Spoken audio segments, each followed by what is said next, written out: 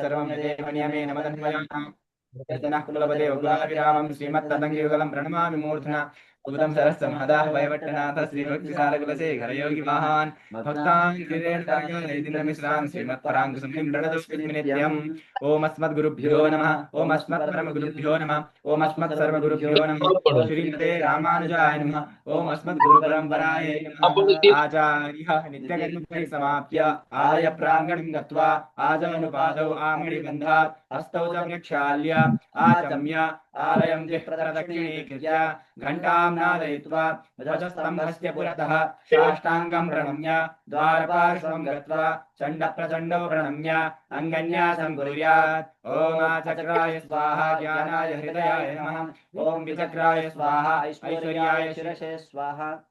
ओह हंसता है बहुत चंचल। हाँ सुचक्राय ओम सूर्यचक्राय स्वाहा शक्तिशिखाय वषट् ओम सूर्यचक्राय स्वाहा बलाय कवचाय हुम् ओम ज्वालाचक्राय स्वाहा तेजसे नेत्रत्रयाय वषट् ओम सुदर्शनचक्राय स्वाहा वीर्याय अस्त्राय फट् इति षडङ्गन्यासं कृत्वा द्वारस्य वामपार्श्वे स्थित्वा हस्ताभ्यां तालत्रयं कृत्वा ओम यं वायवे नमः इति वायुमन्त्रेण तूर्यादिमङ्गलवाद्यघोषैः कवाटमुद्घाट्य ओम अधिपताय मित्रपताय क्षत्रपताय धनपताय शुभपताय इति देवव्रत सामोच्चरन् दक्षिणाङ्गणान्तः प्रविश्य जिदन्ते पुण्डरीकाक्ष नमस्ते विश्वभावन नमस्ते स्तुतिकेश महापुरुषपूर्वज इति पुण्डरीकाक्ष विद्या देवं प्रणमेत् ओम चेतसे फट् इति नेत्रमन्त्रेण दीपान् प्रज्वाल्य निर्माल्यं विसृज्य विश्वक्सेनाय दद्यात् स्थानशुद्धिः तथा वितानं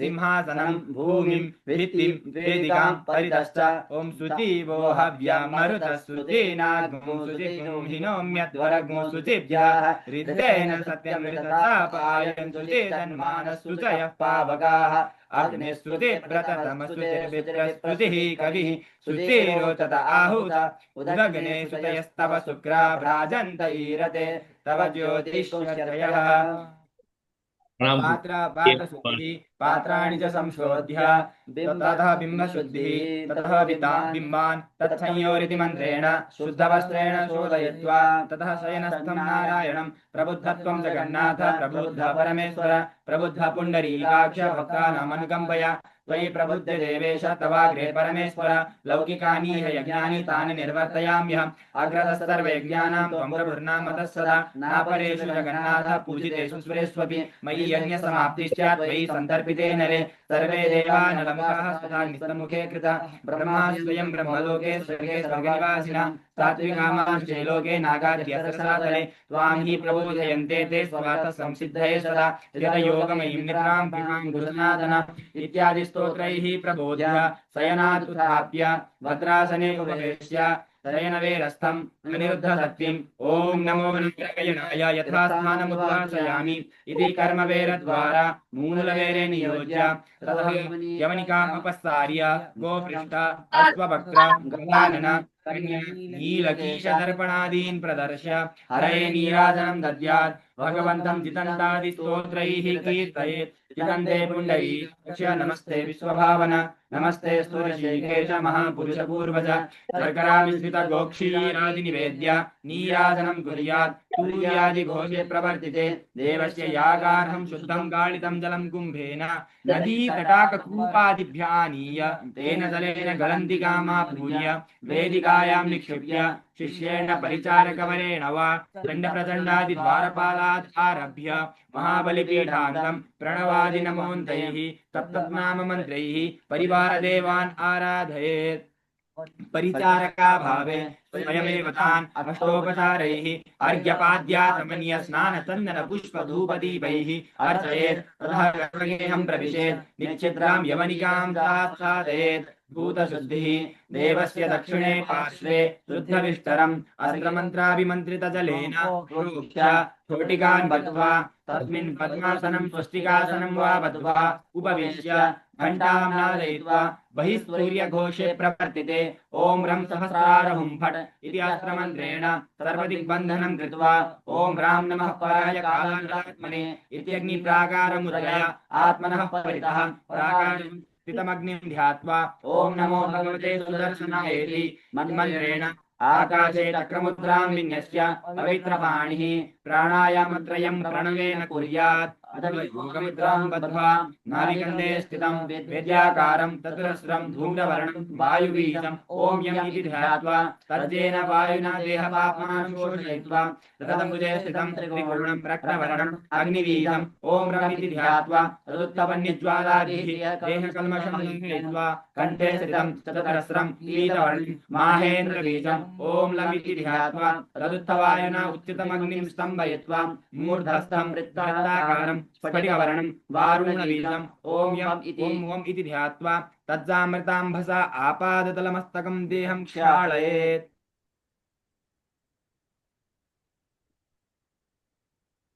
यहां से चालू करना है आज। मूर्धस्थम वृत्ताकारम। हाँ, मूर्धा, मूर्धस्थम भी बोलते हैं, मूर्धास्थम भी बोलते हैं। मूर्धास्थम उत्तम है। मूर्धा मूर्धानो मूर्धानः। मूर्धा नाम शिरः।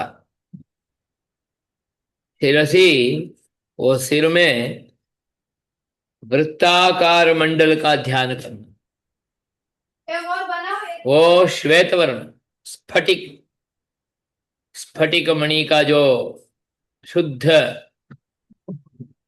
सफेद वर्ण है, उस वर्ण में रहने वाला वृत्ताकार मंडल का ध्यान करना। उसमें वारुण बीजम, वरुण का बीज, वारुण बीज। वरुण बीज क्या है? वम। ओम वम इति ध्यात्वा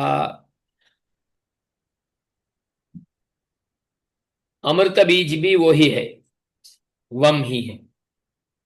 वरुण जल वही अमृत है, इसलिए वरुण बीज नाम ओम वम वकारः वम इति तस्य ध्यानं कुर्यात्, उसका ध्यान करना। वहां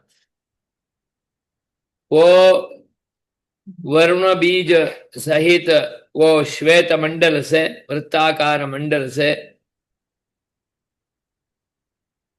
अमृत तीर्थ पानी को, है ना, अमृतांभसा तज्ज तस्मात् जातम, उस मंडल से अमृतवारी, अमृत सदृश तीर्थ उसमें से उत्पन्न हुआ। उस तीर्थ से मैं पूर्ण रूप में प्रक्षालित हुआ हूं, ऐसा भावना करना। ये ध्यानात्मक शुद्धि है। हम तो शुद्धि है बाहर से, परंतु अंतःशुद्धि होने के लिए ये एक प्रक्रिया है। ये प्रक्रिया से पूर्ण करके बाहर आएंगे तो मन भी हम जैसा बोलेंगे वैसा काम करेगा, हमारा नियंत्रण में रहेगा। नहीं तो मन तो चंचल है, इसलिए उसको तो रास्ता दिखाना पड़ता है। आप ऐसा करो, ऐसा करो, ऐसा करो, तो ही कहीं कुछ समय भगवान का मंत्र ध्यान करते वक्त, आराधना करते वक्त दिव्य मंगल विग्रह में हम लीन हो सकते हैं, लीन हो जाते हैं। अर्चक को तो भगवान में लीन हो के भगवान का आराधना करना है, इसलिए यह लीन होने के लिए हमें यह प्रक्रिया है। तो यह शुद्धि का भावना कैसा? अमृतांभसा संपूर्णम देहम आपादमस्तकम तलमस्तकम, आपादतल मस्तकम, यहां से नख शिखांत पूर्ण रूप में उस अमृतमय पानी से धुलाई हो गया, ऐसा हमें चिंतन करना, अनुसंधान करना है। देहम क्षालयेत, तो ये हो गया। तो भी हमारे शरीर से, इस पांच भौतिक देह से भगवान का आराधना करने के लिए हम योग्य है, ऐसा हम नहीं बोल सकते। इसलिए हमारा हमको पूर्ण रूप में भगवान का चरणारविंद में अर्पण करके हमारा इस देह को भगवान का जो श्रीपाद तीर्थ है, उस श्रीपाद तीर्थ से धुलाई करना है।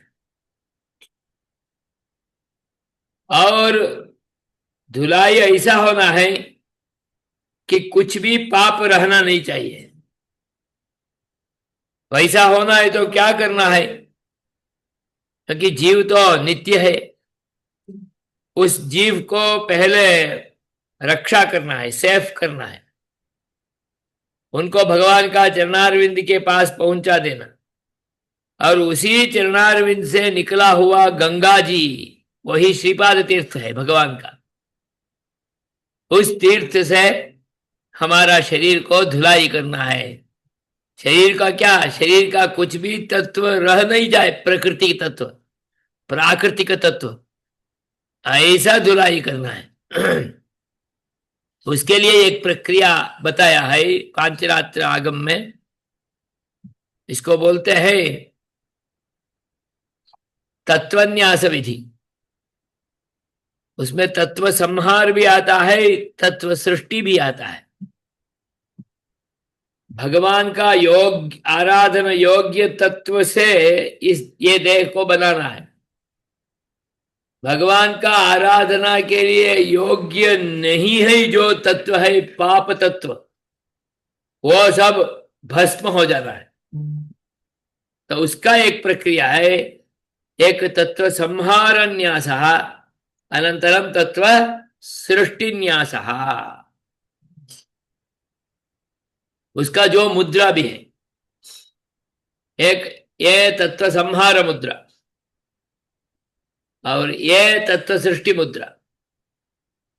तत्व संहार मुद्रा मध्यमांगुल्या ओम तत्व संहार मुद्रा यही नमः, ऐसा मुद्रा धारण दिखाना है। क्योंकि हमारा शरीर में रहने वाला तत्व को उपहरण आगे की ऐसे हमारे, क्योंकि हमारा शरीर का करना ना, अभी शिष्य को करते वक्त ऐसा करना है, हमें करते वक्त ऐसा करना है, तत्व का संहार करना है ना। तो हमारा शरीर कैसे बना, पांच भौतिक तत्व से बना है, पंचभूत तत्व से, पृथ्वी जल तेजो वायु आकाश, यही ना। ये शरीर में भी वो पांचों पांच तत्व है। जैसा हमारा मेधा मंडल यहां पर आकाश तत्व है, यहां तो वायु तत्व है, श्वासोच्छ्वास इत्यादि हम इसलिए करते हैं। और उससे नीचे जाएंगे तो वहां जाठराग्नि है, इसलिए तेजस तत्व है। उससे नीचे जाएंगे तो मूत्रपिंडादि है, वहां जल तत्व है। उससे नीचे जाएंगे तो पग, हमारा पाद, वहां उस जगह में पृथ्वी तत्व है। तो इसलिए इसको पांच भाग में विभक्त कर दिया।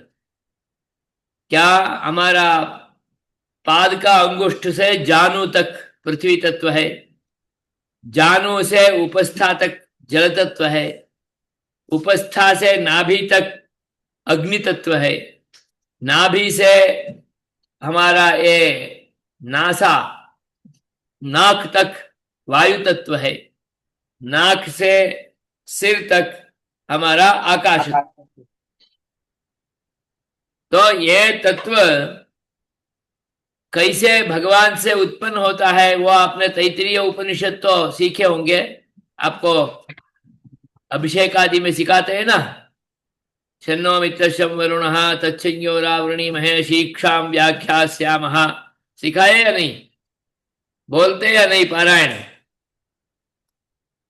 शीक्षां व्याख्यास्यामः व्याख्यास्यामः वर्णस्वरः मात्रा बलं साम उसमें ही आगे आता है आत्मन आकाश संभूतः आकाशाद् वायुः वायुः वायुरग्निः वायोरग्निः अग्नेरापः अग्निरापः अद्भ्यः पृथिवी। पृथिवी है ना। तो आत्मन आकाश संभूतः, आत्मा माने परमात्मा, परमात्मा से आकाश तत्व हुआ, आकाश से वायु हुआ, वायु से जल तत्व हुआ, तेजस तत्व हुआ, तेजस तत्व से जल तत्व हुआ, जल तत्व से पृथ्वी तत्व हुआ, पृथ्वी तत्व से औषधयः अन्नानि सर्व बाकी सब आ गया। पृथिव्या औषधयः, औषधि ओषधिज्योन्नम् पूरा प्रपंच में रहने वाला हम आप सब ऐसे उत्पन्न हो गए बाद में। तो भगवान भी इसका सृष्टि को क्रम से करते हैं, आकाश से वायु, वायु देखो यहां भी ऐसा है, आकाश पतला है, आकाश से थोड़ा जाड़ा है वायु, उससे भी थोड़ा जाड़ा है अग्नि, अग्नि से थोड़ा ज्यादा है जल तत्व, जल से पूर्ण रूप में घनीभूत तत्व है पृथ्वी तत्व। ऐसा सूक्ष्म से स्थूल का सृष्टि होता है ना। तो अभी हमारा शरीर को भी हमें पूर्ण रूप में भगवान में जीव के साथ वहां ले लेना है, संहार करना है। तो संहार कैसे होगा? पृथ्वी से कहां होगा? पृथ्वी से वायु में आएगा, वायु से तेज में आएगा, तेज से जल में जल में आएगा, जल से तेज में आएगा, तेज में से वायु में आएगा, वायु से आकाश में आएगा। ऐसा रिवर्स जाना है संहार में। तो वो हमें पहले सिखाते हैं। ओम तत्व संहार मुद्रायै नमः इति तत्व संहार मुद्रां प्रदर्श्य हमारा बुद्धि समाधि में हो जाना है। सम्यक आधीयते इति समाधि, असमन्तात् धीयते। हमारा बुद्धि को पूर्ण रूप में हमारा नियंत्रण में ले लेना है। हम जहां चाहे वहां ही हमारा बुद्धि मन सभी वहां पहुंचना है। तो ये सब तो हमें अनुसंधान बुद्धि से करना है। इसलिए समाधि परया धिया पादतलात् आजानुस्थिताम। पादतल माने पैर से, पैर, पैर से जानू, जानू तक का जगह में कौन है? पृथ्वी है। पृथ्वी जो है वो पृथ्वी पंच गुणों से युक्त है। कौन सा? शब्द स्पर्श रूप स्पर्श रूप रस गंध, गंध गुणयुता। और उसका इंद्री का ही क्या है? पृथ्वी का घ्राणेन्द्रिय। घ्राणेन्द्रिय के साथ कर्मेंद्रिय में पृथ्वी तत्व के साथ कौन सा जुड़ता है? उपस्थेंद्रिय जुड़ता है। इसलिए घ्राणोपस्थेंद्रिय युताम काम ताम पृथ्वीम। और पृथ्वी का वर्ण क्या है? पीत वर्ण।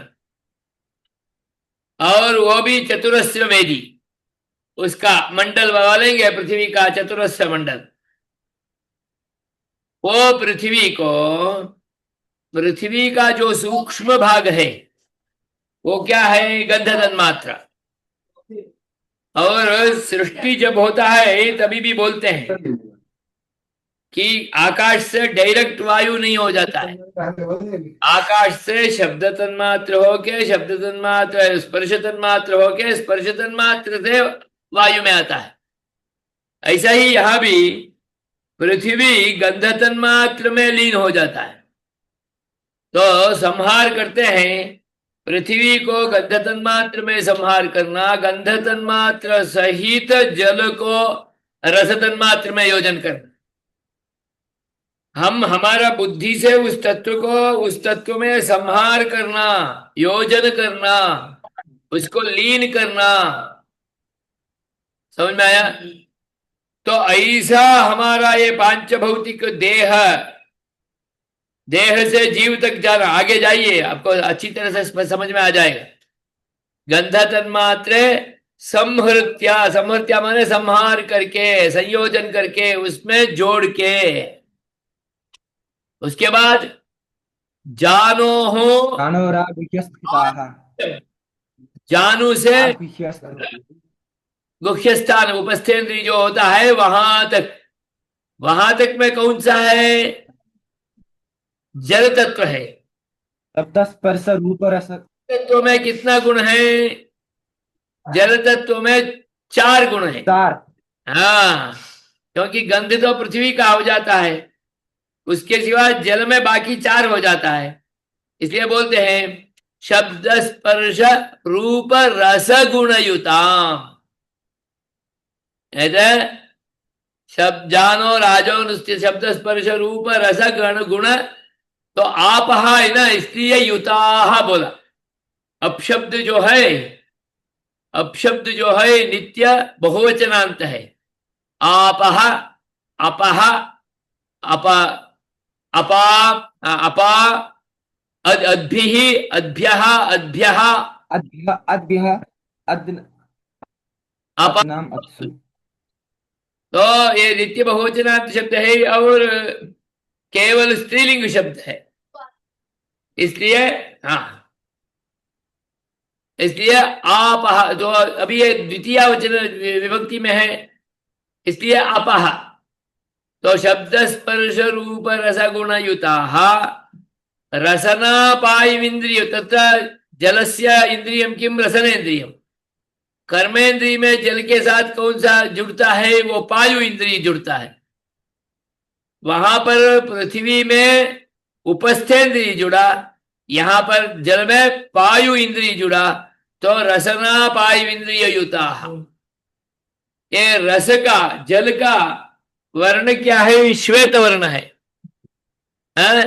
श्वेत वर्णाम, श्वेत वर्ण। हाँ, और उसका मंडल क्या है? अर्धचंद्राकृति, अर्धचंद्राकृति।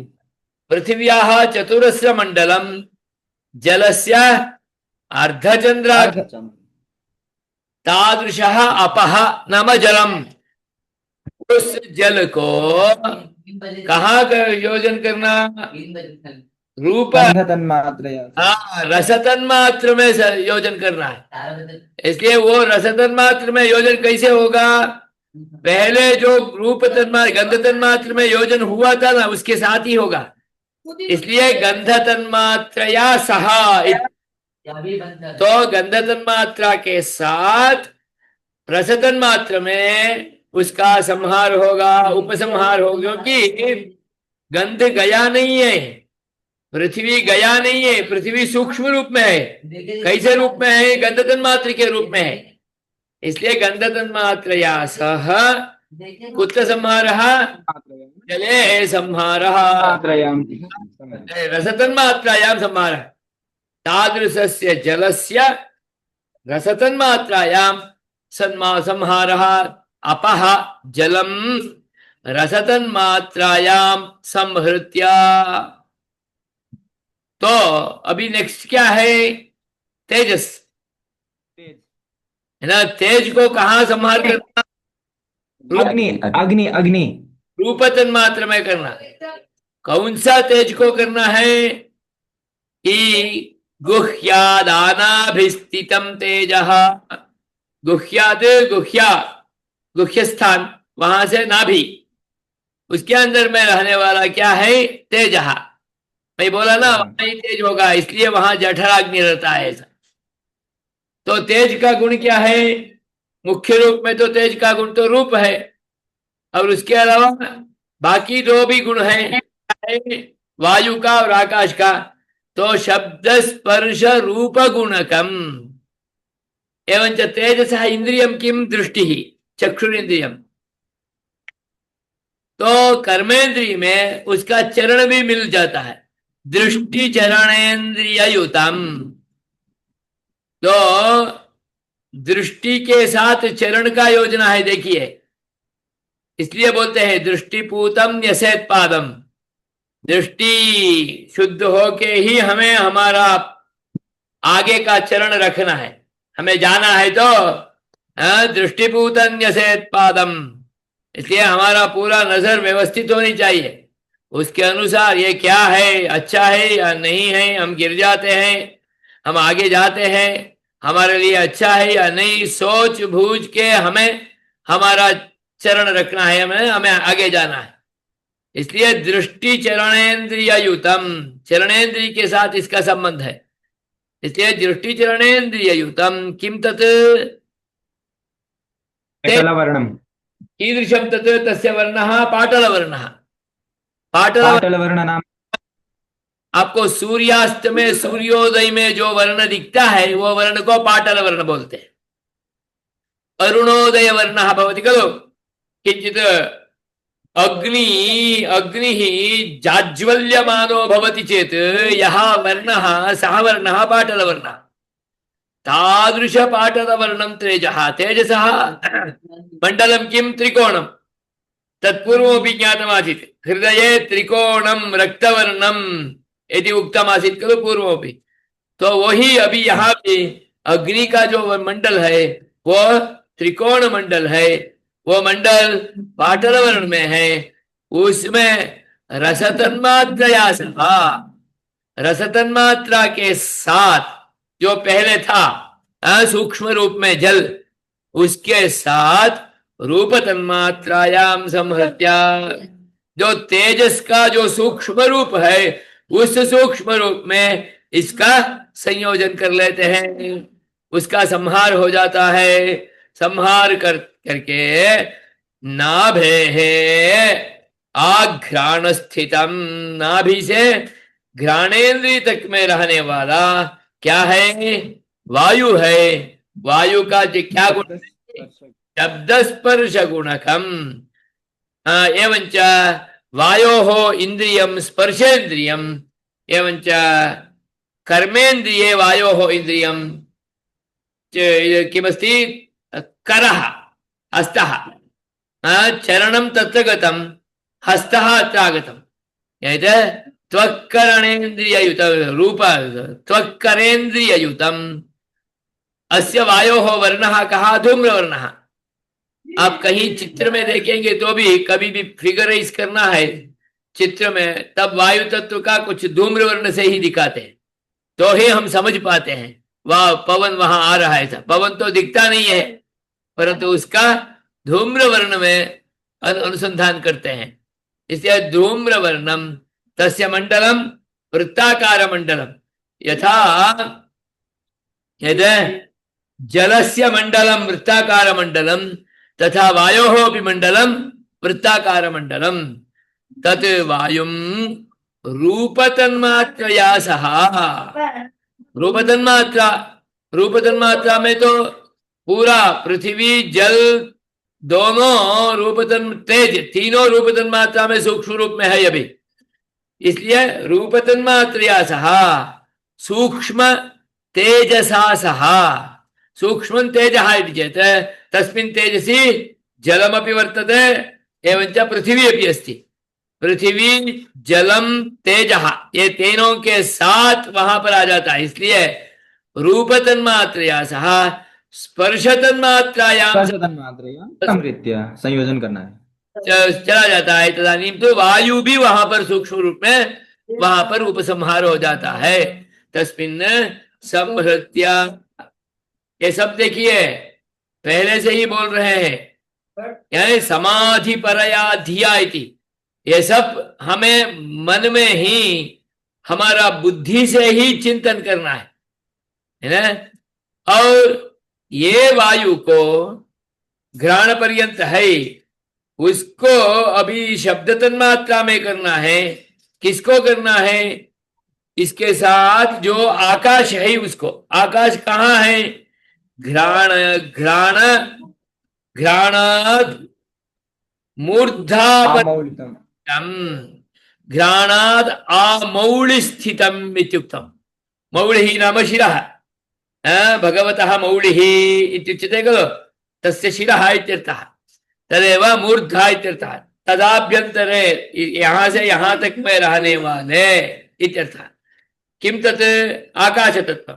तस्य गुणः कः? शब्दः गुणः। शब्दगुणकम् शब्दगुणकम् आकाशं। तत्र तस्य इन्द्रियं श्रोत्रेन्द्रियं, तेन सह वागिन्द्रियं, श्रोत्रेन्द्रियेण सह वागिन्द्रियं, कर्मेन्द्रिय मध्ये वाक्। एतद् ज्ञानेन्द्रियाणि, ज्ञानेन्द्रियेण सह एकं कर्मेन्द्रियं भवितव्यं खलु। तत् कर्मेन्द्रिय मध्ये वाग्रूपम् इन्द्रियं तेन सह भवति।